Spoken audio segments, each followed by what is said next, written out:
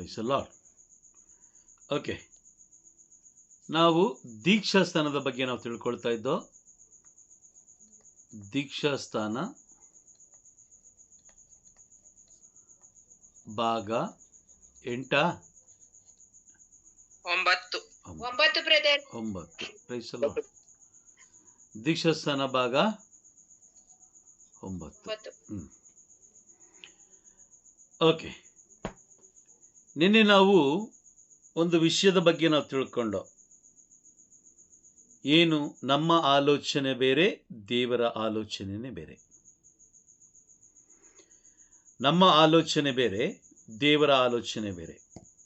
ನಮಗೆ ಅರಿವಿದೆಯಾ, ನಮಗೆ ಜ್ಞಾನ ಇದೆಯಾ ಅಂತ ನಾವು ನಿನ್ನೆ ಪ್ರಶ್ನೆ ಕೇಳಿದಾಗ ನೀವೆಲ್ಲರೂ ಹೇಳಿದ್ರಿ ಇದೆ ಅಂತ. ಆದರೆ ಬೈಬಲ್ ಹೇಳುತ್ತೆ ಇಲ್ಲ ಅಂತ, ಅಲ್ವಾ? ಅರಿವಿದ್ದಿದ್ರೆ ಯಾಕೆ ಮನುಷ್ಯರು ಜೀವವುಳ್ಳ ದೇವರನ್ನು ಹುಡುಕೋದನ್ನು ಬಿಟ್ಟು ಜೀವ ಇಲ್ಲದೆ ಇರುವ ವಸ್ತುಗಳ ಹಿಂದೆ, ವ್ಯಕ್ತಿಗಳ ಹಿಂದೆ ಹೋಗ್ತಾರೆ? ಅರಿವು ಅನ್ನೋದು ತುಂಬ ಮುಖ್ಯ. Praise the lord. ಹೌದಾ? ಹೌದು. ಅದ್ರ ಬಗ್ಗೆ ನಿನ್ನೆ ಕ್ಲಾಸಲ್ಲಿ ಭಾಗ 8ನೇದರಲ್ಲಿ ನಾವೆಲ್ಲ ತಿಳ್ಕೊಂಡಿದ್ದೀವಿ. ಓಕೆ, 9ನೇದು ನಮಗೆ ಪ್ರಾರ್ಥನೆ ಮಾಡಲಿಕ್ಕೆ ಬರುತ್ತಾ? ನಮಗೆ ಪ್ರಾರ್ಥನೆ ಮಾಡಲಿಕ್ಕೆ ಬರುತ್ತಾ? Praise the lord. ಇಲ್ಲ ಬ್ರದರ್. ಗೊತ್ತಾ ನಮಗೆ ಪ್ರಾರ್ಥನೆ ಮಾಡಲಿಕ್ಕೆ? ಇಲ್ಲ ಬ್ರದರ್. ನಮಗೆ ಪ್ರಾರ್ಥಿಸಲು ತಿಳಿದಿದೆಯಾ? ಅದು ಪ್ರಾರ್ಥಿಸೋದು ಗೊತ್ತಾ? ಗೊತ್ತಿದೆಯಾ ಗೊತ್ತಿಲ್ಲ? ಗೊತ್ತಿಲ್ಲ ಬ್ರದರ್. ಮತ್ತೆ ಹಾಗಾದ್ರೆ ಇಷ್ಟು ದಿನ ನೀವು ಮಾಡಿದ್ದೇನು? ಅದೇ ನಮ್ಗೆ ಧರ್ಮಸಭೆ ಕೊಟ್ಟಿರುವ ಬ್ರದರ್, ಮತ್ತೆ ಜಪ್ಸಾರ ಪರಲೋಕದಲ್ಲಿರುವ ನಮ್ಮ ಮರೆ ಅದೇ ಹೇಳ್ತಾ ಇದ್ದವು ಬ್ರದರ್.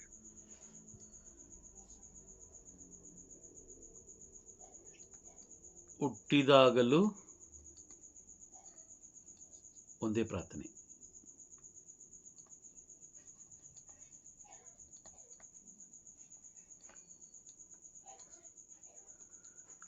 ಮದುವೆಗೂ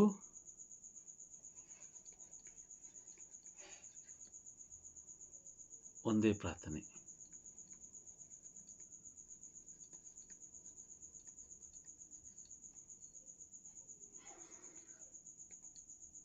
ಸತ್ತಾಗಲೂ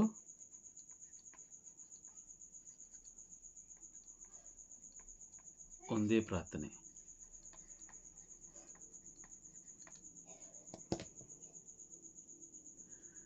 ಹುಟ್ಟದಾಗಲೂ ಒಂದೇ ಪ್ರಾರ್ಥನೆ, ಸತ್ತಾಗಲೂ ಒಂದೇ ಪ್ರಾರ್ಥನೆ, ತಿಥಿಗೋದ್ರೂ ಒಂದೇ ಪ್ರಾರ್ಥನೆ. ಬೇರೆ ಬೇರೆ ಕಾರ್ಯಕ್ರಮಗಳಿದ್ರೆ, ಮನೆ ಓಪನಿಂಗ್ ಇರ್ಬೋದು, ಅದೇ ಮಕ್ಕಳ ಯಾವುದೇ ಒಂದು ಕಾರ್ಯಕ್ರಮ ಇರ್ಬೋದು, ಯಾವುದೇ ತಗೊಂಡ್ರು ಎಲ್ಲದಕ್ಕೂ ಒಂದೇ ಪ್ರಾರ್ಥನೆ. ಎಲ್ಲದಕ್ಕೂ ಒಂದೇ ಪ್ರಾರ್ಥನೆ. ಎಂಥ ಮೂರ್ಖತನ ಅಲ್ವಾ? ಎಂಥ ಮೂರ್ಖತನ ನೋಡಿ.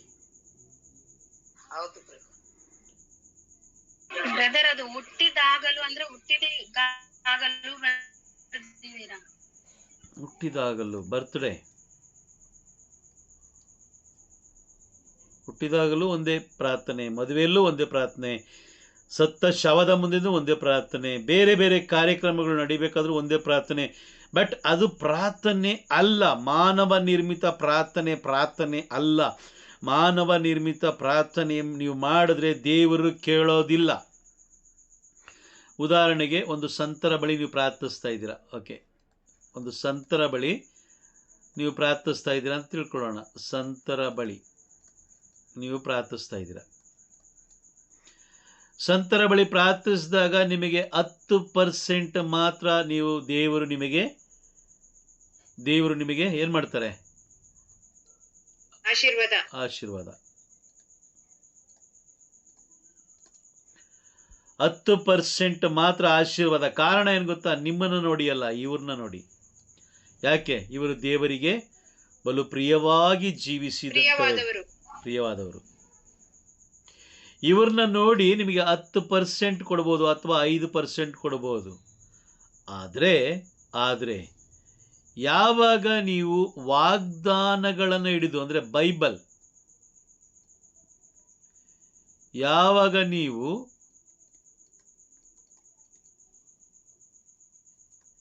ಬೈಬಲ್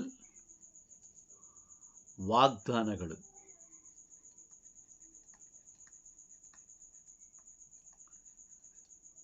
ಯಾವಾಗ ನೀವು ಬೈಬಲ್ ವಾಗ್ದಾನಗಳನ್ನು ಹಿಡಿದು ನೀವು ಪ್ರಾರ್ಥಿಸ್ತೀರೋ 100ಕ್ಕೆ 100% ಆಶೀರ್ವಾದ. ಆಮೇನ್.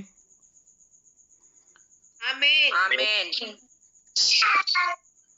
100ಕ್ಕೆ 100% ಆಶೀರ್ವಾದ. ಗಮನದಲ್ಲಿಟ್ಕೊಳ್ಳಿ, 100ಕ್ಕೆ 100% ಅಲ್ಲಿ 10% ಅಲ್ಲಿ. ಅದಕ್ಕೋಸ್ಕರನೇ ಈ ಕ್ಯಾಟಗರಿಯ ವ್ಯಕ್ತಿಗಳು ಹೇಗಿರ್ತಾರೆ ನೋಡಿರ್ತೀರಾ? ಅವ್ರಿಗೆ ಕಷ್ಟ ತೀರೋದಿಲ್ಲ. ಇವರಿಗೆ ಕಷ್ಟ ತೀರುತ್ತೆ. ಹೇಗೆ ತೀರುತ್ತೆ ಅಂತ ಹೇಳಿದ್ರೆ, ತೀರಿಸುವಂಥ ಜ್ಞಾನವನ್ನು ದೇವರು ನೀಡ್ತಾರೆ. ಜ್ಞಾನ ಹಾಗೂ ವಿವೇಕವನ್ನು ದೇವರು ಧರ್ಮಶಾಸ್ತ್ರದ ಮುಖಾಂತರ ನೀಡ್ತಾರೆ. ಹೌದಾ ಅಂತ ಹೇಳಿದ್ರೆ ಹೌದು. ಒಂದೊಂದು ವಾಕ್ಯಗಳು ಕೂಡ 100ರಷ್ಟು ಕಾರ್ಯವನ್ನು ಮಾಡುತ್ತೆ. 100ರಷ್ಟು ಕಾರ್ಯವನ್ನು ಮಾಡುತ್ತೆ. Praise the lord. ನೋಡಿ, ಯೇಸು ಸ್ವಾಮಿ ಅನೇಕ ಅದ್ಭುತಗಳನ್ನು ಮಾಡಿದ್ರು ಅಲ್ವಾ? ಅನೇಕ ಅದ್ಭುತಗಳನ್ನು ಮಾಡಿದ್ರು. ಮತ್ತಾಯನ ಬರೆದ ಶುಭ ಸಂದೇಶ, ನಾನು ಇಲ್ಲಿಗೆ ಬರಲ್ಲ, ಸಂತರ ಬಳಿಗೆ, ಆ ಒಂದು ವಿಗ್ರಹದ ಬಳಿಗೆ ಬರಲ್ಲ, ಇಲ್ಲಿಗೆ ಬರ್ತೀನಿ ನಾನು. ಇಲ್ಲಿ ವಾಗ್ದಾನಕ್ಕೋಸ್ಕರ ಬರ್ತೀನಿ ನಾನು. ಮತ್ತಾಯ ಸ್ವಲ್ಪ ವಾಕ್ಯಗಳನ್ನು ಧ್ಯಾನ ಮಾಡೋಣ. ಇಲ್ಲಿ ಮತ್ತಾಯ 8ನೇ ಅಧ್ಯಾಯ ವಾಕ್ಯ 1ರಿಂದ 3 ಓದಿ. 1-3 ಮತ್ತಾಯ. ಯೇಸು ಸ್ವಾಮಿ ಬೆಟ್ಟದಿಂದ ಇಳಿದು ಬಂದಾಗ ಜನರು ಗುಂಪು ಗುಂಪಾಗಿ ಅವರನ್ನು ಹಿಂಬಾಲಿಸಿದರು. ಆಗ ಒಬ್ಬ ಕುಷ್ಠರೋಗಿ ಯೇಸುವಿನ ಮುಂದೆ ಬಂದು ತಲೆಬಾಗಿ, ಸ್ವಾಮಿ, ತಾವು ಮನಸ್ಸು ಮಾಡಿದರೆ ನನ್ನನ್ನು ಗುಣ ಮಾಡಬಲ್ಲಿರಿ ಎಂದು ಬೇಡಿದನು. ಯೇಸು ಕೈ ಚಾಚಿ ಅವನನ್ನು ಮುಟ್ಟಿ, ಖಂಡಿತವಾಗಿಯೂ ನನಗೆ ಮನಸ್ಸಿದೆ, ಗುಣ ಹೊಂದು ಎಂದರು. ತಕ್ಷಣವೇ ಅವನ ಕುಷ್ಠವು ಮಾಯವಾಯಿತು. ವಾಗ್ದಾನ, ಪ್ರಭುವಿನ ವಾಗ್ದಾನ, ತಕ್ಷಣವೇ ಗುಣ. ಆಮೇನ್. ಇದು ಆಮೇನ್. ಆಮೆನ್. ನಿಮಗೆ ಕಾಣಿಸ್ತಾ ಇದೆಯಾ? 100ಕ್ಕೆ 100% ಅಲ್ಲಿ ಗುಣ ಆಗಿರೋದು. ಹೌದು ಬ್ರದರ್. 100ಕ್ಕೆ 100% ಗುಣ ಆಗಿರೋದು ನೀವು ಕಾಣ್ತಾ ಇದ್ದೀರಾ? ಪ್ರಭು ಯೇಸು ಕ್ರಿಸ್ತರು ನುಡಿದ ತಕ್ಷಣ 100ಕ್ಕೆ 100% ಕುಷ್ಠರೋಗಿಯು ಗುಣ ಹೊಂದುತ್ತಾನೆ. ತಕ್ಷಣವೇ ಅವನ ಕುಷ್ಠವು ಮಾಯವಾಯಿತು. ನೋಡಿ, ಎಂಥ ಒಂದು ಆಶೀರ್ವಾದ. Praise the lord. ಅರ್ಥ ಆಗ್ತಿದೆಯಾ? ನೀವು ಯಾವಾಗ ವಾಗ್ದಾನಗಳನ್ನು ಹಿಡಿದು ವಾಗ್ದಾನಗಳಲ್ಲಿ ವಿಶ್ವಾಸ ಇಟ್ಟು ನೀವು ಪ್ರಾರ್ಥನೆ ಮಾಡ್ತೀರೋ, ಅಲ್ಲಿ ನೀವು ಅದ್ಭುತಗಳನ್ನು ಕಾಣ್ತೀರ. ಆಮೇನ್. ಯಾವ ವ್ಯಕ್ತಿ ವಿಗ್ರಹಗಳನ್ನು ನಂಬಿ, ವಸ್ತುಗಳನ್ನು ನಂಬಿ, ವ್ಯಕ್ತಿಗಳನ್ನು ನಂಬಿ ಪ್ರಾರ್ಥಿಸ್ತಾನೋ ಅವನು ಅದ್ಭುತಗಳನ್ನು ಅವನು ಕಾಣೋದಿಲ್ಲ. Praise the lord. ಈಗ 1,000 ಜನ, 200 ಜನ ಅಥವಾ 300 ಜನ ಕುಳಿತುಕೊಂಡಿರುವಂಥ ಜಾಗದಲ್ಲಿ ಒಂದು ಅದ್ಭುತ ನಡೆಯುತ್ತೆ ಅಂತ ತಿಳ್ಕೊಳ್ಳೋಣ. ಒಬ್ಬ ವ್ಯಕ್ತಿಯ ಮುಖಾಂತರ ಒಂದು ಅದ್ಭುತ ನಡೆಯುತ್ತೆ ಅಂತ ತಿಳ್ಕೊಳ್ಳೋಣ. ಆ ಅದ್ಭುತ ಎಲ್ಲಿಂದ, ಯಾರು ಮಾಡೋದಂತ ಗೊತ್ತಾ ನಿಮಗೆ? ಯಾರು ಮಾಡೋದಂತ ಗೊತ್ತಾ? Praise the lord. ಸೈತಾನ ಬ್ರದರ್. ಸೈತಾನ ಮಾಡ್ತಾನೆ. ಕಾರಣ ಏನಂತಂದ್ರೆ, ಒಬ್ಬ ವ್ಯಕ್ತಿನ ಗುಣಪಡಿಸಿ 300 ವ್ಯಕ್ತಿಗಳನ್ನು ಅವನು ನಾಶ ಮಾಡ್ತಾನೆ. ಆಗ ಎಲ್ಲ ಜನರು ಎಲ್ಗೋಗ್ತಾರೆ? ಈ ಬ್ರದರ್ ಬಂದ್ರೆ ಏನಾಗುತ್ತೆ? ಅದ್ಭುತ ನಡೆಯುತ್ತೆ, ಸೌಖ್ಯವಾಗುತ್ತೆ, ಅದ್ಭುತ ಆಗುತ್ತೆ. ಪ್ರಭು ಯೇಸು ಕ್ರಿಸ್ತರು ಮಾತನಾಡಿರುವಂಥ ಒಂದೊಂದು ವಾಕ್ಯಗಳು ನಿಮ್ಮ ಕೈಯಲ್ಲಿದೆ, ನನ್ನ ಕೈಯಲ್ಲಿದೆ, ಇಡೀ ಲೋಕದ ಕೈಯಲ್ಲಿದೆ. Praise the lord. ವಾಗ್ದಾನ ಹಿಡಿದು ನೀವು ಪ್ರಾರ್ಥಿಸುವಾಗ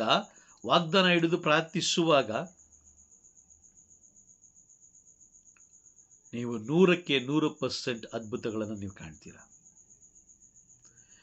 ಸಂಜೆ ನಾನು ಮತ್ತು ಮರಿಯಾ ಮೋನಿಕಾ ಮಾತಾಡಬೇಕಾದ್ರೆ ಮರಿಯಾ ಮೋನಿಕಾ ಹೇಳ್ತಾ ಇದ್ರು, ಕಳೆದ ದಿನಗಳಲ್ಲಿ ಬಿಷಪ್ ಪೂಜೆ ಇಟ್ಟಾಗ ಅವರು ಸುಂದರವಾಗಿ ಒಂದು ಬಲಿ ಪೂಜೆ ಇಟ್ಟರು. ಅವರು ವಾಗ್ದಾನಗಳು ಬೈಬಲ್ ಬಗ್ಗೆ ಮಾತಾಡಿದ್ರು. ಬೈಬಲ್ ಓದ್ರಿ ನೀವು ಅಂತ ಹೇಳ್ತಾ ಇದ್ರು ಅಂತ. ಹೌದು, ದಿನಗಳು ಬದಲಾಗ್ತಾ ಇದೆ.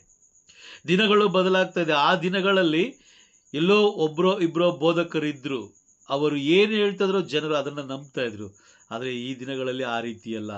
ಏನೇ ಹೇಳೋದು ಜನರು ಏನು ಮಾಡ್ತಾ ಇದ್ದಾರೆ? ಬೈಬಲನ್ನು ಓದುತ್ತಾ ಇದ್ದಾರೆ. 100ಕ್ಕೆ ಅಟ್ಲೀಸ್ಟ್ ಒಂದು 3% 4% ಜನರು ಬೈಬಲ್ ಓದಿ ಅದನ್ನು ಅವಲೋಕನ ಮಾಡಿ ಆ ಬೈಬಲಲ್ಲಿ ಇದೆಯಾ ಎಂಬುದನ್ನು ನೋಡಿ ನಂಬ್ತಾ ಇದ್ದಾರೆ. ಇಲ್ಲಾಂದರೆ ನಂಬಲ್ಲ ಅವರು.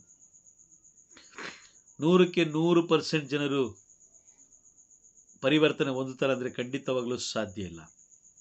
ನೀವು 300 ಜನಕ್ಕೆ 400 ಜನರಿಗೆ ನೀವು ಏನಾದರೂ ವಾಕ್ಯ ಸಾರಿದಾಗ ಒಬ್ಬ ವ್ಯಕ್ತಿ ಮಾತ್ರ ಅಲ್ಲಿ ಮಾನಸಾಂತರ ಹೊಂದುತ್ತಾನೆ. Praise the Lord. ಅದೇ ಮತ್ತಾಯನ ಬರೆದ ಶುಭ ಸಂದೇಶ 8ನೇ ಅಧ್ಯಾಯದಲ್ಲಿ 8ನೇ ಅಧ್ಯಾಯ ವಾಕ್ಯ 8 ಓದಿ.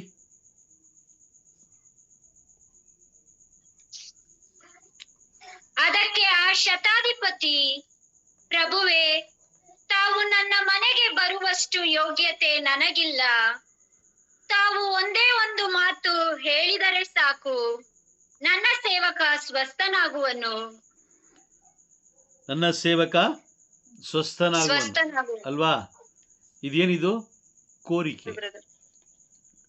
ಕೋರಿಕೆ ಅಂತ ಹೇಳ್ಬೋದು, ಅಥವಾ ವಿಶ್ವಾಸ ಅಂತ ಹೇಳ್ಬೋದು. ಮುಖ್ಯವಾಗಿ ವಿಶ್ವಾಸ. ಯೇಸು ಸ್ವಾಮಿ ಮೇಲೆ, ಯೇಸು ಸ್ವಾಮಿಯ ಮಾತಿನ ಮೇಲೆ ಅಷ್ಟು ವಿಶ್ವಾಸ ಶತಾಧಿಪತಿ ಇಟ್ಟಿದ್ದಾನೆ ಅಲ್ವಾ? ಓಕೆ. ಮತ್ತಾಯ 8:13 ಓದಿ. 8:13. ಅನಂತರ ಯೇಸು ಆ ಶತಾಧಿಪತಿಗೆ, ಇನ್ನು ಮನೆಗೆ ಹೋಗು, ನೀನು ವಿಶ್ವಾಸಿಸಿದಂತೆಯೇ ಆಗುವುದು ಎಂದರು. ಅದೇ ಕ್ಷಣದಲ್ಲಿ ಅವನ ಸೇವಕನು ಸ್ವಸ್ಥನಾದನು. Price the lord. ಇಲ್ಲಿ ಒಂದು ಸ್ವಲ್ಪ ಗಮನ ಕೊಟ್ಟು ಕೇಳಿ.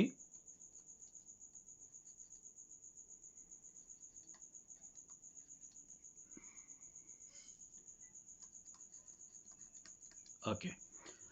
ಪ್ರಭು ಯೇಸು ಕ್ರಿಸ್ತರು ಎಲ್ಲಿದ್ದಾರೆ? ಒಂದು ಬೆಟ್ಟದಿಂದ ಇಳಿದು ಕೆಳಗಡೆ ಬರ್ತಾ ಇದ್ದಾರೆ. ಕರೆಕ್ಟಾ? ಹೌದು ಬ್ರದರ್. ಒಂದು ಬೆಟ್ಟದಿಂದ ಇಳಿದು ಯೇಸು ಸ್ವಾಮಿ ಕೆಳಗಡೆ ಬಂದರು.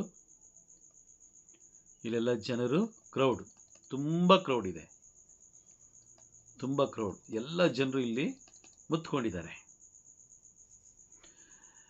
ಯೇಸು ಸ್ವಾಮಿಯ ಬಳಿಗೆ ಒಬ್ಬ ಶತಾಧಿಪತಿ ಬರ್ತಾನೆ. ಯೇಸು ಸ್ವಾಮಿಯ ಬಳಿಗೆ ಒಬ್ಬ ಶತಾಧಿಪತಿ ಬರ್ತಾನೆ.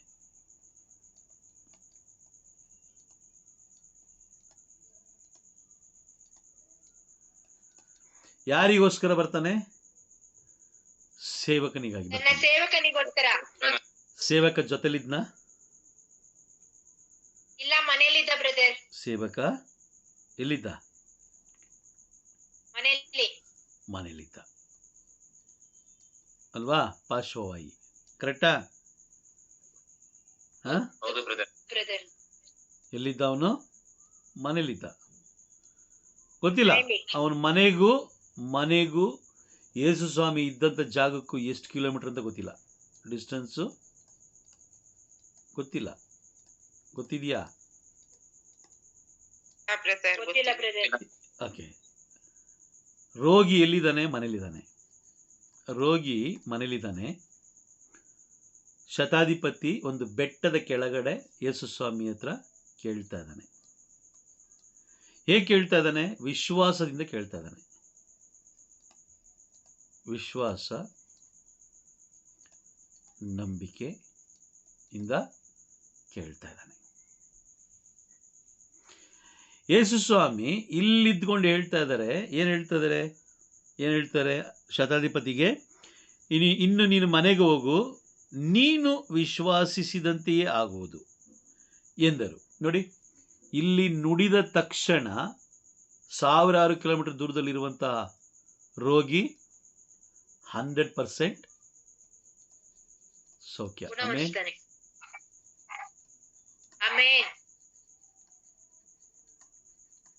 ನಿಮಗೆ ಕಿವಿಗೆ ಕೇಳಿಸ್ತಾ ಇದೆಯಾ ನಾನು ಮಾತಾಡ್ತಾ ಇರೋದು? ಕೇಳಿಸ್ತಾ ಇದೆ ಕೇಳಿಸ್ತಾ ಇದೆ ಬ್ರದರ್. ಬ್ರದರ್. ಒಂದು ಆಮೇಲೆ ಹೇಳ್ಬೋದಾ? ಒಂದು ಆಮೇಲೆ ಹೇಳ್ಬೋದಾ? Amen brother. ಹಾ. ಆಮೆನ್.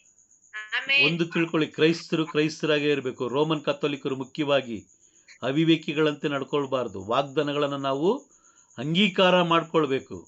ಅರ್ಥ ಆಗ್ತಾ ಇದೆಯಾ? ಕಲ್ಲು ಹೃದಯ ಉಳ್ಳವರು ಅಂದ್ರೆ ನಾವೇ. ಕಲ್ಲು ಹೃದಯ ಉಳ್ಳವರು ಅಂದ್ರೆ ಕಥೋಲಿಕ ಕ್ರೈಸ್ತರು. ಕಾರಣ, ಯಾಜಕರು ಬಲಿಪೂಜೆ ಇಡ್ತಾ ಇರ್ತಾರೆ, ನಾವಿಲ್ಲಿ ಮೊಬೈಲಲ್ಲಿ ಏನೋ ಒಂದು ಮಾಡ್ತಾ ಇರ್ತೀವಿ. ವಾಗ್ದಾನಗಳನ್ನು ನಾವು ಅಂಗೀಕಾರ ಮಾಡ್ಕೊಳ್ಳೋದಿಲ್ಲ. ವಾಕ್ಯಗಳ ಬಗ್ಗೆ ನಮಗೆ ತಿಳುವಳಿಕೆ ಇಲ್ಲ. ಬೈಬಲ್ ಬಗ್ಗೆ ಅದರ ಗೋಜಿಗೂ ಕೂಡ ನಾವು ಹೋಗೋದಿಲ್ಲ. ನಾವೇ ಶ್ರೇಷ್ಠರು ಅಂದ್ಕೊಂಡು ನಾವೇನು ಮಾಡ್ತಾ ಇದ್ದೀವಿ?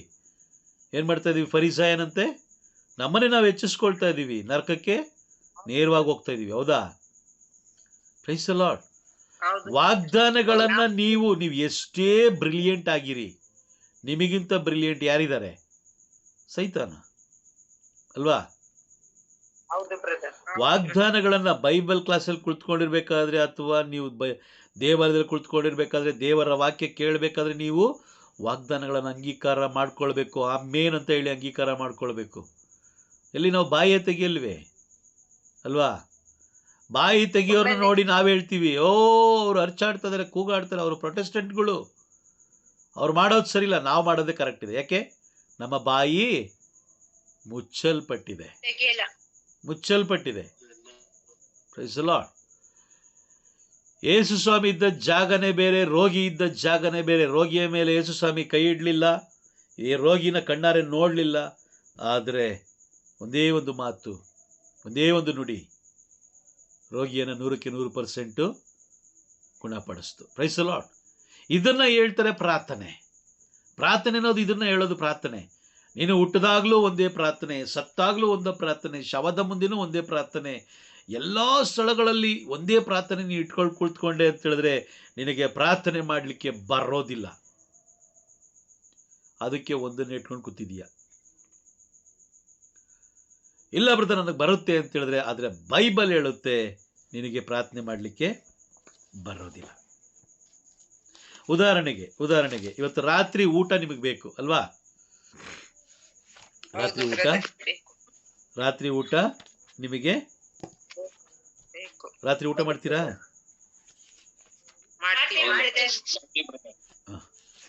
ರಾತ್ರಿ ಊಟ ನಿಮಗೆ ಬೇಕು ಅಂದಾಗ ನೀವು ಪ್ರಾರ್ಥನೆ ಮಾಡಬೇಕಾಗಿರೋ ರಾತ್ರಿ ಊಟಕ್ಕ, ನಾಳೆ ಬೆಳಗ್ಗೆ ನಾಷ್ಟಕ್ಕ, ರಾತ್ರಿ ಊಟ ಬ್ರದರ್. ಅಥವಾ ನಾಳೆ ಮಧ್ಯಾಹ್ನ ಊಟಕ್ಕ? ರಾತ್ರಿ ಇಲ್ಲ ಬ್ರದರ್, ರಾತ್ರಿ ಊಟಕ್ಕೆ. ಹಾಗಾದ್ರೆ ಈಗ ನಾವು ಮಾಡ್ತಿರೋ ಪ್ರಾರ್ಥನೆ ಯಾವುದಕ್ಕೆ ಪ್ರಾರ್ಥನೆ ಮಾಡ್ತಾ ಇದ್ದೀವಿ? ಯಾವ ವಿಷಯಕ್ಕೋಸ್ಕರ ನಾವು ಪ್ರಾರ್ಥನೆ ಮಾಡ್ತಾ ಇದ್ದೀವಿ ಅಲ್ವಾ? ಇದು ತುಂಬ ಯೋಚನೆ ಮಾಡಬೇಕಾಗಿರೋದು. ನಮಗೆ ಪ್ರಾರ್ಥನೆ ಮಾಡಲಿಕ್ಕೆ ಬರೋದಿಲ್ಲ. ಹೌದು, ಬೈಬಲೇ ಹೇಳ್ತಾ ಇದೆ. ವಾಕ್ಯ ಓದಿಬೇಕಾದ್ರೆ ರೋಮನರಿಗೆ ಬರೆದ ಪತ್ರ 8ನೇ ಅಧ್ಯಾಯ 26 ಓದಿ. ಅಂತೆಯೇ ಪವಿತ್ರಾತ್ಮರು ಸಹ ನಮ್ಮ ದೌರ್ಬಲ್ಯದಲ್ಲಿ ನೆರವು ನೀಡುತ್ತಾರೆ. ಹೇಗೆ ಪ್ರಾರ್ಥಿಸಬೇಕು, ಯಾವುದಕ್ಕಾಗಿ ಪ್ರಾರ್ಥಿಸಬೇಕು ಎಂಬುದನ್ನ ನಾವು ತಿಳಿಯದವರು ಪವಿತ್ರಾತ್ಮರೇ ಮಾತಿಗೆಟುಕದ ರೀತಿಯಲ್ಲಿ ಆತ್ಮಧ್ವನಿಯಿಂದ ನಮ್ಮ ಪರವಾಗಿ ದೇವರಲ್ಲಿ ವಿಜ್ಞಾಪಿಸುತ್ತಾರೆ.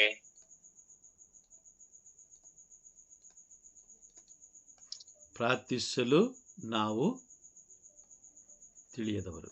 ನಿಜನಾ? ಹೌದು ಬ್ರದರ್, ನಿಜ. ನಾನು ಹೇಳ್ತಲ್ಲ, ಬೈಬಲ್ ಹೇಳ್ತಾ ಇದೆ. ಕರೆಕ್ಟಾ? ಹೌದು ಬ್ರದರ್. ಬೈಬಲ್ ಸುಳ್ಳು ಹೇಳ್ತದೆ ಅಲ್ವಾ? ಇಲ್ಲ ಇಲ್ಲ ಬ್ರದರ್. ಬ್ರದರ್, ಸುಳ್ಳು ಹೇಳ್ತಲ್ಲ. ಬೈಬಲ್ ಸುಳ್ಳು ಹೇಳ್ತಾ ಇದೆ. ಇಲ್ಲ ಬ್ರದರ್. ನಮಗೆಲ್ಲ ಗೊತ್ತಿಲ್ವಾ? ನಾವೇನು ಓದಿಲ್ವಾ? ಡಿಗ್ರಿ ಪಾಸ್ ಮಾಡಿಲ್ವಾ? ಎಷ್ಟು ಬೋಧನೆಗಳನ್ನು ನಾವು ಮಾಡಿಲ್ಲ? ಎಷ್ಟು ಕುಟುಂಬಗಳಿಗೆ ಹೋಗಿ ನಾವು ಪ್ರಾರ್ಥನೆ ಮಾಡಲಿಲ್ಲ? ಕುಟುಂಬಕ್ಕೆ ಹೋದಾಗ ಆ ಕುಟುಂಬದ ಅವಶ್ಯಕತೆಗಾಗಿ ನೀವು ಪ್ರಾರ್ಥಿಸ್ಬೇಕೇ ಹೊರತು ಆ ಕುಟುಂಬಕ್ಕೆ ಹೋಗಿ ನೀವು ಕುಳಿತುಕೊಂಡು ಒಂದೇ ಪ್ರಾರ್ಥನೆ ಮಾಡ್ಕೊಂಡಿದ್ರೆ ಅದರ ಅರ್ಥ ಏನಾದರೂ ಇದೆಯಾ? ಇದೆಯಾ? ಇಲ್ಲ ಬ್ರದರ್, ಇಲ್ಲ ಅರ್ಥ brother. ಏನಿಲ್ಲ ಬ್ರದರ್. ನೀವು ಒಂದು ಕುಟುಂಬಕ್ಕೆ ಹೋದಾಗ ಅಲ್ಲಿ ಕುಳಿತುಕೊಂಡು ಪವಿತ್ರಾತ್ಮರಿಂದ ತುಂಬಲ್ಪಟ್ಟು ಪವಿತ್ರಾತ್ಮರ ಮುಖಾಂತರ ನೀವು ಪ್ರಾರ್ಥಿಸುವಾಗ ಪವಿತ್ರಾತ್ಮರು, ವಾಕ್ಯ ಸ್ಪಷ್ಟವಾಗಿ ಹೇಳುತ್ತೆ, ಆ ದೇವರ ಅಂತರಂಗದಲ್ಲಿರುವಂತಹ ದೇವರ ಇಚ್ಛೆ ಏನು, ಈ ಕುಟುಂಬದ ಯೋಜನೆ ಏನು, ದೇವರು ಈ ಕುಟುಂಬದ ಮೇಲೆ ಏನು ಯೋಜನೆ ಇಟ್ಟಿದ್ದಾರೆ, ದೇವರು ಈ ಕುಟುಂಬಕ್ಕೆ ಏನಕ್ಕೆ ಆರಿಸ್ಕೊಂಡಿದ್ದಾರೆ, ಈ ಕುಟುಂಬದಲ್ಲಿರೋ ವ್ಯಕ್ತಿಗಳನ್ನು ಏನಕ್ಕೆ ಆರಿಸ್ಕೊಂಡಿದ್ದಾರೆ ಅಂತ ಹೇಳಿ ಪವಿತ್ರಾತ್ಮರು ಎಲ್ಲವನ್ನ ಅರಿತು ಅದಕ್ಕೋಸ್ಕರ ಪವಿತ್ರಾತ್ಮರು ನಮಗೋಸ್ಕರ ಪ್ರಾರ್ಥನೆ ಮಾಡ್ತಾರೆ. ಅಲ್ಲಿ ವಾಕ್ಯ ಸ್ಪಷ್ಟವಾಗಿ ಹೇಳ್ತಾ ಇದೆ, ನಾವು ಬಲಹೀನರು, ನಾವು ದೌರ್ಬಲ್ಯ ಉಳ್ಳವರು. Praise the lord. ದೌರ್ಬಲ್ಯ ಉಳ್ಳವರು. ಯಾಕಂದರೆ ಮನುಷ್ಯರು ಆ ರೀತಿ ನಮ್ಮನ್ನು ಮಾರ್ಪಡಿಸ್ಬಿಟ್ರು. ಅನೇಕ ಲೋಕದ ಬೋಧಕರು ಆ ರೀತಿ ನಮ್ಮನ್ನು ಮಾರ್ಪಡಿಸ್ಬಿಟ್ಬಿಟ್ರು. Price the lord. ಈಗ ಭಾರತ ದೇಶಕ್ಕಾಗಿ ನಾವು ಪ್ರಾರ್ಥಿಸ್ಬೇಕು. ಭಾರತ ದೇಶಕ್ಕಾಗಿ ಪ್ರಾರ್ಥಿಸ್ಬೇಕಾದ್ರೆ ಭಾರತ ದೇಶಕ್ಕೆ ಏನು ಬೇಕು ಅದು ತುಂಬ ಮುಖ್ಯ.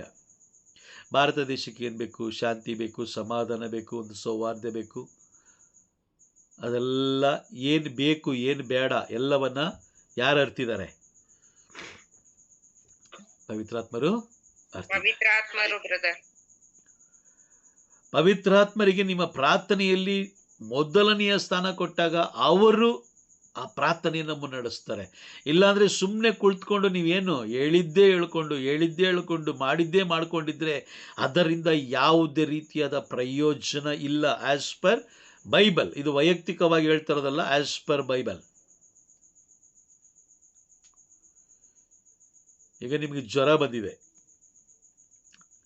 ಜ್ವರ ಬಂದಾಗ ಜ್ವರದ ಮಾತ್ರೆ ಹಾಕ್ಬೇಕಾ ಅಥವಾ ಹೃದಯಕ್ಕೆ ಸಂಬಂಧಪಟ್ಟಂತ ಕಾಯಿಲೆಯ ಮಾತ್ರೆ ಹಾಕ್ಬೇಕಾ? ಜ್ವರಕ್ಕೆ ಸಂಬಂಧಪಟ್ಟ ಮಾತ್ರೆ ಹಾಕಿದ್ರೆ ಮಾತ್ರ ಏನಾಗುತ್ತೆ?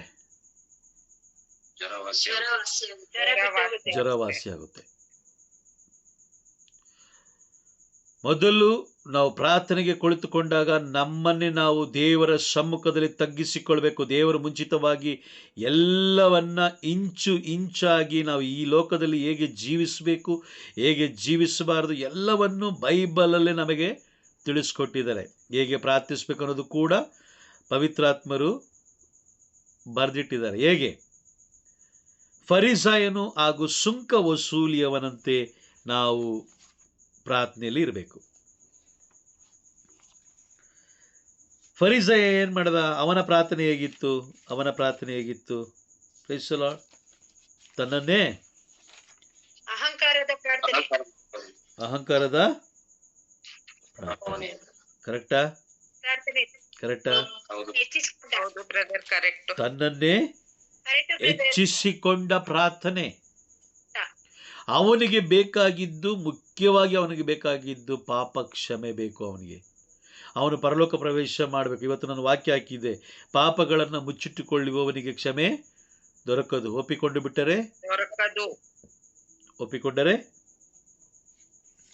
ಕ್ಷಮೆ ದೊರಕುತ್ತೆ ಅಲ್ವಾ? Praise the lord. ಲೂಕನ ಬರೆದ ಶುಭ ಸಂದೇಶ 18ನೇ ಅಧ್ಯಾಯ ವಾಕ್ಯ 9ರಿಂದ 14ರವರೆಗೆ ನೀವು ಓದಬೇಕಾದ್ರೆ ಫರಿಸಾಯ ಹಾಗೂ ಸುಂಕ ವಸೂಲಿಯ ಅವರ ಇಬ್ಬರ ಪ್ರಾರ್ಥನೆ ಯಾವ ರೀತಿ ಇತ್ತು ಅನ್ನೋದನ್ನ ಪವಿತ್ರಾತ್ಮರು ಅಲ್ಲಿ ಬರೆದಿಟ್ಟಿದ್ದಾರೆ. ಪ್ರಭು ಯೇಸು ಕ್ರಿಸ್ತರು ತಿಳಿಸ್ಕೊಡ್ತಾರೆ ನಮಗೆ. ಲೋಕದಲ್ಲಿ ನಮ್ಮ ಪ್ರಾರ್ಥನೆ ಯಾವಾಗಲೂ ಸುಂಕ ವಸೂಲಿಯವನಂತ ಪ್ರಾರ್ಥನೆ ಆಗಿರಬೇಕು, ದೇವರು ಮೆಚ್ಚುವಂಥ ಪ್ರಾರ್ಥನೆ ಆಗಿರಬೇಕು. ಆದರೆ ಈ ದಿನಗಳಲ್ಲಿ ನಾವು ಯಾವ ಪ್ರಾರ್ಥನೆ ಮಾಡ್ತಾ ಇದ್ದೀವಿ? ಫರಿಸಾಯರ ಪ್ರಾರ್ಥನೆ ಮಾಡ್ತಾ ಇದ್ದೀವಿ. ನಮ್ಮನ್ನೇ ನಾವು ಹೆಚ್ಚಿಸ್ಕೊಳ್ತಾ ಇದ್ದೀವಿ. ನಮ್ಮಲ್ಲಿ ಯಾವುದೇ ರೀತಿಯಾದ ಪಾಪಗಳು ಇಲ್ಲ. ಹಾಗಾಗಿ ನಾವು ಯಾರೋ ಒಬ್ರು ಕಲಿಸ್ಕೊಟ್ರು ಅದನ್ನು ಹಂಗೆ ಕಂಟಿನ್ಯೂ ಮಾಡ್ತಾ ಇದ್ದೀವಿ. ಆ ಸಮಯಕ್ಕೆ ಏನು ಬೇಕು ಏನು ಬೇಡ ಎಲ್ಲವನ್ನ ಅರಿತವರು ಒಬ್ಬರೇ, ಅವರು ಪವಿತ್ರಾತ್ಮರು. ಅವರನ್ನೇ ನಾವು ದೂರ ಇಟ್ಟು ನಾವೇನಾದರೂ ಪ್ರಾರ್ಥನೆ ಮಾಡ್ತೀವಿ ಅಂತ ಹೇಳಿದ್ರೆ ಆ ಪ್ರಾರ್ಥನೆ ಫಲದಾಯಕವಾಗಿರೋದಿಲ್ಲ. ಫಲದಾಯಕವಾಗಿ ಇರೋದಿಲ್ಲ. ಯಾಕೆಂದರೆ ಪ್ರಾರ್ಥಿಸ್ಲಿಕ್ಕೆ ನಮಗೆ ಗೊತ್ತಿಲ್ಲಲ್ಲ.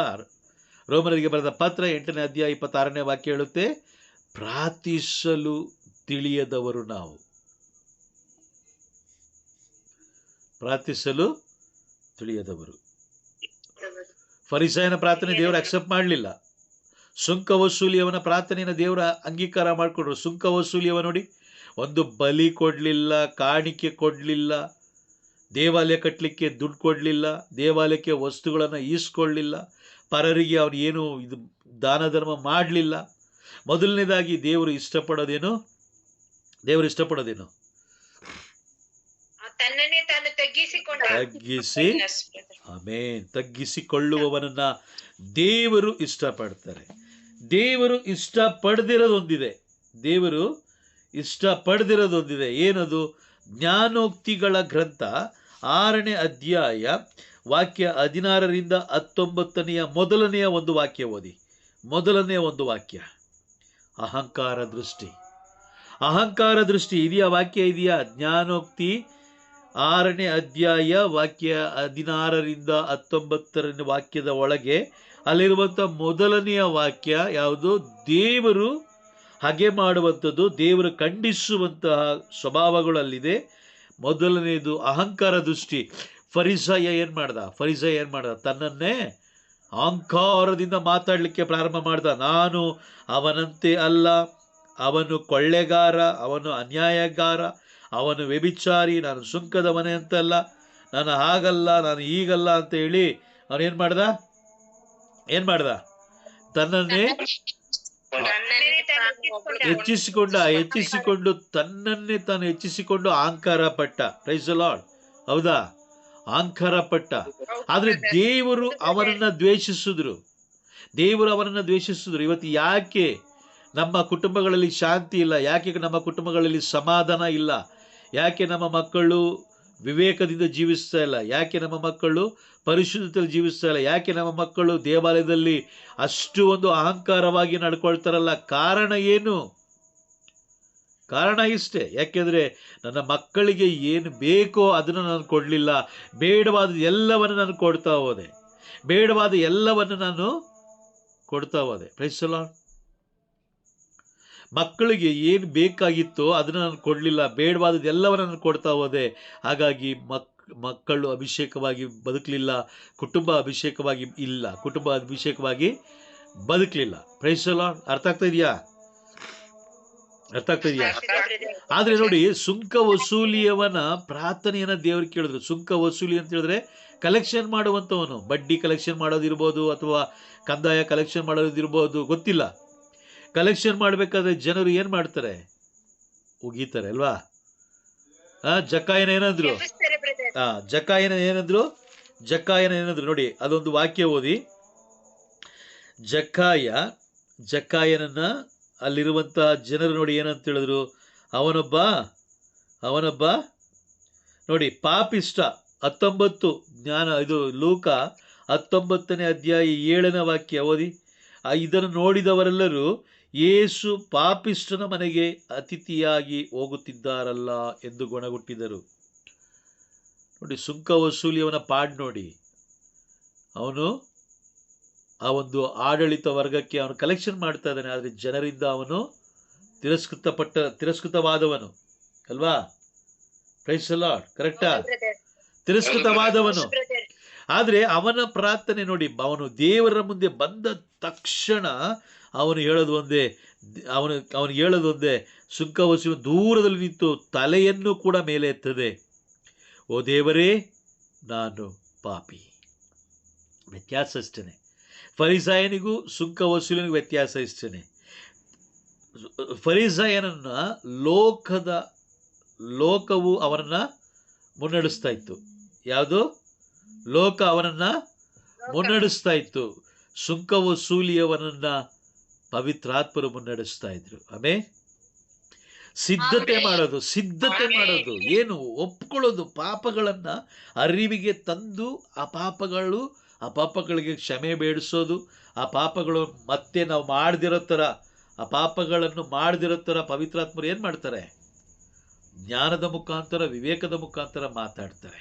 ಇವತ್ತು ನಮಗೆ ಬೇಕಾಗಿರೋದು, ನಮಗೆ ಏನು ಬೇಕು ಏನು ಬೇಡ ಎಲ್ಲವೂ ನಮಗೆ ಗೊತ್ತಿದೆ. ಇವತ್ತು ರಾತ್ರಿ ನಾವು ಮರಣ ಹೊಂದುತ್ತಾ ಇದ್ದೀವಿ ಅಂತ ತಿಳ್ಕೊಳ್ಳೋಣ. ಇವತ್ತು ರಾತ್ರಿ ನಾವು ಮರಣ ಹೊಂದುತ್ತಾ ಇದ್ದೀವಿ, ಅಥವಾ ಇವತ್ತು ರಾತ್ರಿ ಪ್ರಭುವಿನ ಎರಡನೇ ಬರುವಿಕೆ. ಮನುಷ್ಯ ಕಲಿಸ್ಕೊಂಡಿದ್ದು ಪ್ರಾರ್ಥನೆ ಕೂತ್ಕೊಂಡು ನೀವು ಮಾಡ್ಕೊಂಡು ಕೂತಿದ್ರೆ ಪ್ರಯೋಜನ ಏನಿದೆ? ಪ್ರಯೋಜನ ಏನಿದೆ?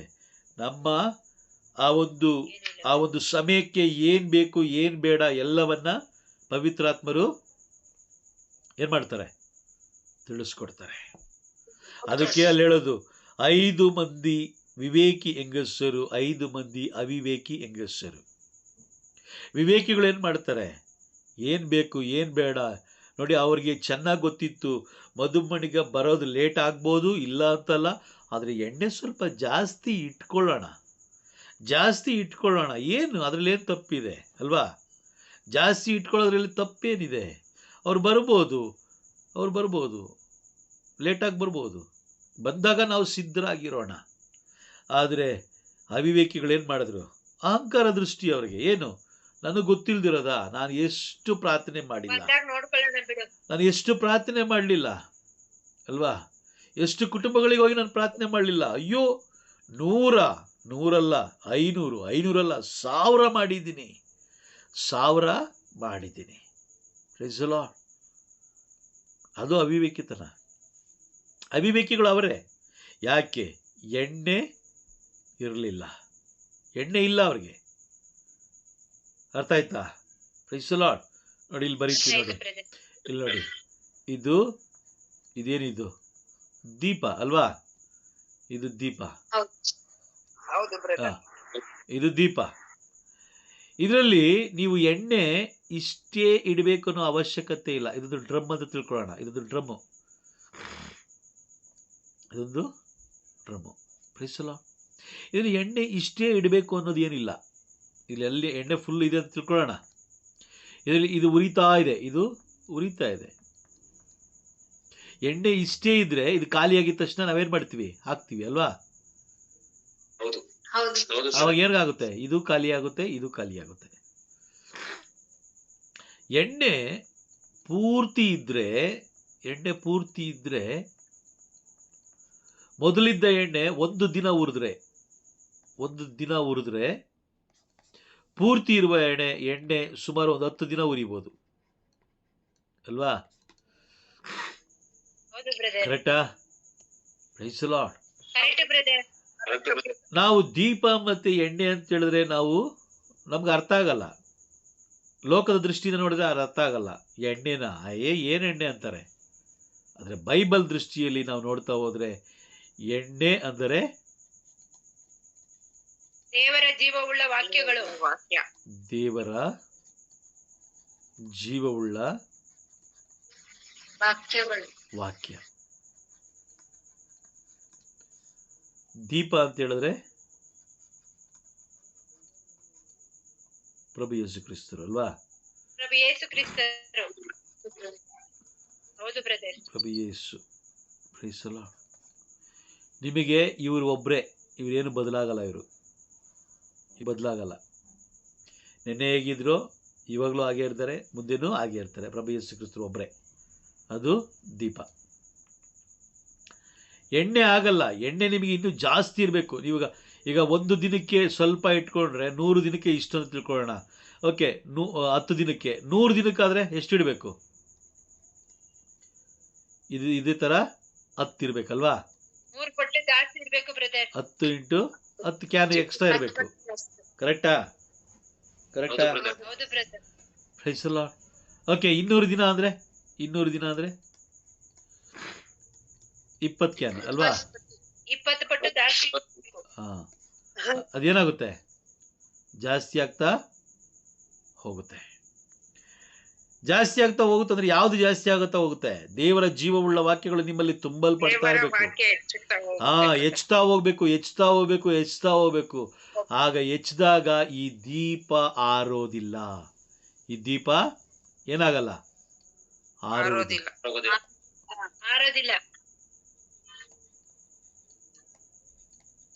ಅರ್ಥ ಆಯ್ತಾ? ಆಯ್ತು brother. ನಿಮ್ಮ ಜೀವನ 200 ದಿನ ಅಂತ ತಿಳ್ಕೊಳ್ಳೋಣ. 200 ದಿನದ ಜೀವನ 1 ದಿನದ ಎಣ್ಣೆ ಇಟ್ಕೊಂಡು ಕುಳಿತಿದ್ರೆ ಸಾಧ್ಯನಾ? ಇಲ್ಲ ಸಾಕಾಗಲ್ಲ ಬ್ರದರ್, ಬ್ರದರ್. ಸ್ವಲ್ಪ ಆರೋಗ್ಬಿಟ್ಟು ಕತ್ಲೆಯಲ್ಲಿ ಇರ್ತೀವಿ. ಅರ್ಥ ಆಯ್ತಾ? ಈಗ ಕತ್ಲೆಯಲ್ಲಿ ಇರೋದಕ್ಕೆ ಏನಂತ ಅರ್ಥ ಆಯ್ತಾ? ಆಯ್ತು ಬ್ರದರ್. ಹೌದು ಹಾ. ಬ್ರದರ್. ಕತ್ಲೆಯಲ್ಲಿ ಎಣ್ಣೆ ಇಲ್ಲ ನೀವಿದ್ರೆ ನಮ್ಮ ಹತ್ರ. ಕತ್ಲೆಯಲ್ಲಿ ನೀವಿದ್ರೆ ಪ್ರಭು ಯೇಸು ಕ್ರಿಸ್ತರು ಬರ್ಬೇಕಾದ್ರೆ ಕಾಣ್ತೀವ ನಾವು? ಇಲ್ಲ ಬ್ರದರ್, ಕಾಣಲ್ಲ brother. ಕಾಣೋದಿಲ್ಲ ನಾವು. ಯಾಕೆ? ನಮ್ಮಲ್ಲಿ ಎಣ್ಣೆ ಇಲ್ವಲ್ಲ, ದೀಪನೇ ಬೆಳಕಿಲ್ಲ ಇಲ್ಲಲ್ಲ, ಬ್ರದರ್, ನಮ್ಮಲ್ಲಿ ಉರಿತಾ ಇಲ್ಲ. ಉರಿತಾ ಇಲ್ಲ, ಬೆಳಕಿಲ್ಲ. ಪ್ರಭು ಯೇಸು ಕ್ರಿಸ್ತರು ಬರ್ತಾ ಇರೋದು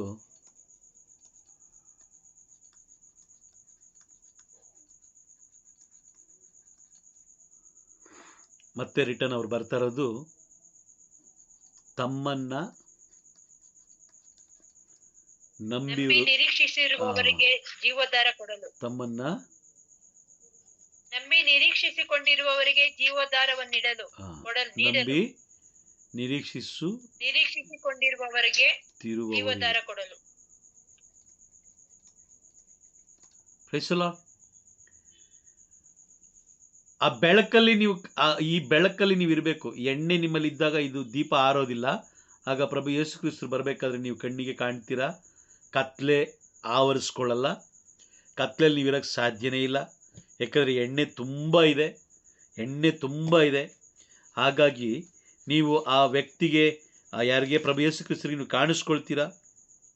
ಹಾಗಾಗಿ ನೀವು ಅವರನ್ನು ಕಾಣ್ತೀರಾ, ಅವರು ನಿಮ್ಮನ್ನು ಕಾಣ್ತಾರೆ. ನಿಮ್ಮನ್ನು ಅವರು ಜೊತೆಲಿ ಕರ್ಕೊಂಡು ಹೋಗ್ತಾರೆ. ಅದೇ ಸಾಮರ್ಥ್ಯವನ್ನು ಮತ್ತಾಯನ ಬರೆದ ಶುಭ ಸಂದೇಶ 25ನೇ ಅಧ್ಯಾಯದಲ್ಲಿ ಪ್ರಭು ಯೇಸು ಕ್ರಿಸ್ತು ನಮಗೆ ಸ್ಪಷ್ಟವಾಗಿ ತಿಳಿಸಿದರು. Praise the lord. ಸ್ಪಷ್ಟವಾಗಿ ತಿಳಿಸಿದ್ರು. ಅದಾದ ಮೇಲೆ ನೀವು ಎಷ್ಟೇ ಕೂಗಾಡಿದ್ರು ಏನಾಗಲ್ಲ ಬರಲ್ಲ ಬ್ರದರ್, ಉತ್ತರ ಸಿಗೋದಿಲ್ಲ. Praise the lord. ಅರ್ಥ ಆಗ್ತಿದ್ಯಾ? ಅರ್ಥ ಆಗ್ತಾ ಇದೆ ಬ್ರದರ್. ನೀವು ದಿನದಿಂದ ದಿನಕ್ಕೆ ಎಣ್ಣೆಯನ್ನ ಹೆಚ್ಚಿಸ್ಬೇಕೇ ಹೊರತು ದೀಪವನ್ನಲ್ಲ. ದೀಪ ಒಂದೇ, ಇಡೀ ಜಗತ್ತಿಗೆ ದೀಪ ಒಂದೇ. ನೀವು ಎಣ್ಣೆನ ಹೆಚ್ಚಿಸ್ಬೇಕು. ನೀವು ಪ್ರಭು ಯೇಸು ಕ್ರಿಸ್ತರಿಗೆ ನೀವು ಕಾಣಿಸ್ಬೇಕು ಅಂತ ಹೇಳಿದ್ರೆ ಎಣ್ಣೆ ಹೆಚ್ಚುತ್ತಾ ಇರಬೇಕು. ದಿನದಿಂದ ದಿನಕ್ಕೆ. ಇವತ್ತು 500 ml ಇತ್ತು ಅಂತ ಹೇಳಿದ್ರೆ ಇವತ್ತೆಷ್ಟು? 500 ml ಬಂತು. ನಾಳೆ 100 ml, ಸಾಧ್ಯವಾದರೆ 200 ml. ಹೀಗೇ ಇದು ಮಾಡ್ತಾ ಹೋದರೆ ಒಂದು 50 ದಿನಕ್ಕೆ ಎಷ್ಟಿರುತ್ತೆ ಗೊತ್ತಾ? 50 ದಿನಕ್ಕೆ ಲೀಟ್ರ್ ಲೆಕ್ಕದಲ್ಲಿ ಇರುತ್ತೆ. ಲೀಟ್ರ್ ಲೆಕ್ಕದಲ್ಲಿ ಎಣ್ಣೆ ಸ್ಟಾಕ್ ಇರುತ್ತೆ ನಿಮ್ಮಲ್ಲಿ. ಆಮೇಲೆ ಆ ಒಂದು ಎಣ್ಣೆಯ ಮುಖಾಂತರ ಎಣ್ಣೆಯನ್ನು ನೀವು ಕೈಯಲ್ಲಿ ಹಿಡಿದು ನೀವು ಅಥವಾ ನಾಲಿಗೆ ಮುಖಾಂತರ ಎಣ್ಣೆಯನ್ನು ಇಟ್ಕೊಂಡು ನೀವು ಪ್ರಾರ್ಥಿಸಿದಾಗ ಆ ಪ್ರಾರ್ಥನೆ ಒಂದೇ ಕ್ಷಣದಲ್ಲಿ ದೇವರು ನೆರವೇರಿಸ್ತಾರೆ. ಆಮೇಲೆ ವಾಗ್ದಾನ ಅದು ಬೇಕಾದ್ರೆ ನೋಡಿ. ಯೋಹಾನ 5:7 ಓದಿ. ಯೋಹಾನ 15:7. ನೀವು ನನ್ನಲ್ಲಿಯೂ ನನ್ನ ವಾಕ್ಯವು ನಿಮ್ಮಲ್ಲಿಯೂ ನೆಲೆಗೊಂಡಿದ್ದರೆ ನೀವು ಏನು ಬೇಕಾದರೂ ಕೇಳಬಹುದು, ನಿಮಗದು ಸಿಗುವುದು. ನೀವು ಏನು ಬೇಕಾದ್ರೂ ಕೇಳಬಹುದು. ಅಲ್ಲೇನಾದ್ರು ಅದೇ ವಿಂಗಡಣೆ ಮಾಡ್ತಾ ಇದಾರ? ನೀವು ಇದೇ ಕೇಳಬೇಕು ಅಂತ ಏನೋ ಹೇಳ್ತಾ ಇದಾರ? ಇಲ್ಲ, ಏನು ಬೇಕಾದ್ರೂ ಕೇಳಬಹುದು, ಅದು ನಿಮಗೆ ಸಿಗುವುದು. Praise the lord. ಅರ್ಥ ಆಗ್ತಿದ್ಯಾ? ಅರ್ಥ ಆಗ್ತಾ ಇದೆ ಬ್ರದರ್. ಆದ್ರೆ ನಾವೇನ್ ಕೇಳ್ತೀವಿ? ನಾಳೆಗೆ, ಇನ್ನು 1 ವಾರಕ್ಕೆ, 1 ವರ್ಷಕ್ಕೆ, 20 ವರ್ಷಕ್ಕೆ ನಾವು ಕೇಳ್ಕೊಳ್ಳೋದು, ಅಯ್ಯೋ ದೇವ್ರೇ ನನಗೊಂದು ಒಳ್ಳೆ ಮನೆ ಕೊಟ್ಬಿಡಿ ಸ್ವಾಮಿ, ನನಗೊಂದು ಒಳ್ಳೆ ಮನೆ ಕೊಟ್ಬಿಡಿ, ಅಯ್ಯೋ ದೇವ್ರೇ ನನಗೆ ಅದು ಕೊಡಿ. ಯಾರಾದರೂ ಅಪ್ಪ ನೀವು ಹೆಂಗಿಡ್ತೀರೋ ಹಂಗೆ ನಾನು ಜೀವಿಸ್ತೀನಿ. ಆಮೇಲೆ ಯಾರಾದ್ರು ಹೇಳ್ತೀವಾ? ಹೇಳ್ತೀವಾ? ಸಾಧ್ಯನೇ ಇಲ್ಲ. ಕಾರಣ ಏನಂದ್ರೆ ನಮ್ಗೆ ಪ್ರಾರ್ಥನೆ ಮಾಡಕ್ಕೆ ಗೊತ್ತಿಲ್ಲ. ಮ್ಯೂಟ್ ಮಾಡ್ಕೊಳ್ಳಿ.